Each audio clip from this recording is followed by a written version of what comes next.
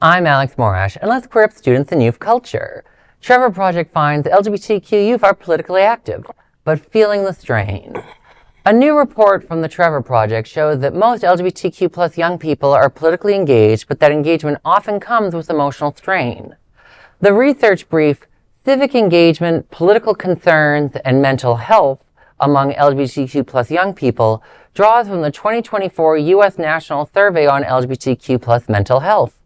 It found that 60% of respondents took some political action the past year, from volunteering, contacting elected officials, but nearly half reported at least one LGBTQ-related political concern, and many shown signs of anxiety or depression. Derrick Matthews, the Trevor Project's Director of Research Science, informs, stating, quote, "The data was collected at the end of 2023, so it's independent of the current political environment.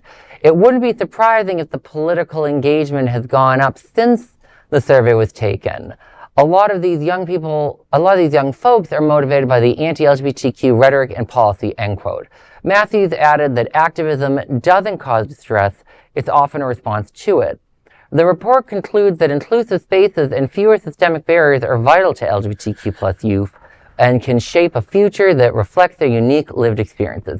You know, I only got to glance at the report a little bit. I thought it was overall good. The researcher didn't discuss this in at least the quotes that we read, but another thing about it was the LGBTQ were more likely to be politically active if they had economic or another affordability issue as well, which didn't surprise me because I've been seeing that with young people all over the place in polls for the last three years. I think that affordability and life and quality of life issue transcend sexuality in general. But I'm a grown-ass man and I have anxiety. I'm taking pills for depression. I just added a new new medication. This environment is simply not conducive to a healthy mental health.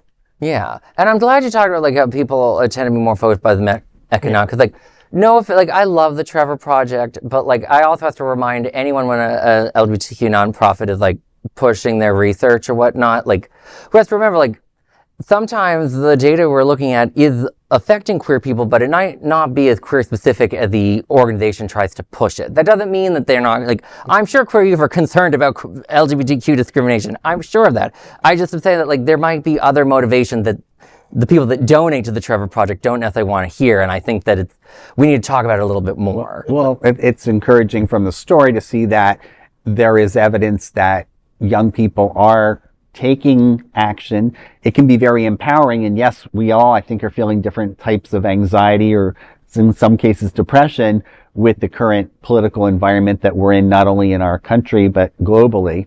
And I think, we've talked about the turn of the blue tides, and that's great. So certainly want to encourage young people to empower themselves. It can really, I know when I've empowered myself in the past, as a young man when I was 21 and going out to marches on Washington and on the State House in New Jersey, it made me feel that I was stronger and that I was not a minority. And I would encourage that now. And I also want to point out that there are significant hurdles and more obstacles for LGBTQ youth in terms of affordability too. I mean, there's a disproportionately large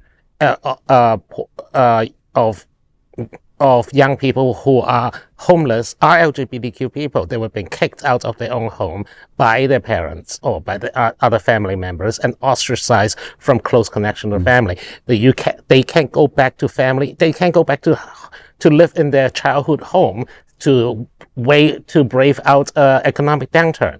That's not an option for them. That's not an option for most of us. Exactly. I've written about the myth of LGBTQ affluence so many times that I've just made it a cliche headline at this point. But it's true, whether we're talking about young queer people or people in general, that the idea that we're all rich, every queer kid comes from a rich family and can just